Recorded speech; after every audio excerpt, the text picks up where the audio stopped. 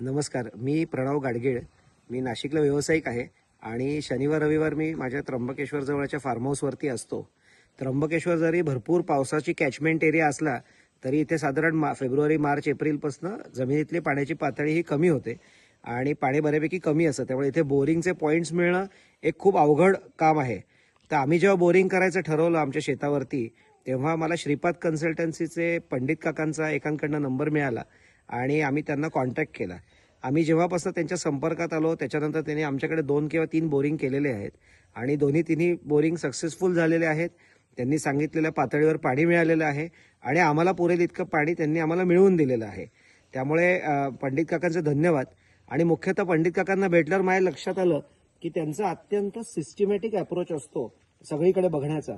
ते येणार, शांतपणे बसणार, शांतपणे सगळ्या जमिनीची शहानिशा करणार आणि मग जो पॉईंट दिलेला असतो त्याच्यावरती ते ठाम असतात आणि त्याच्यावर पाणी हे लागतंच.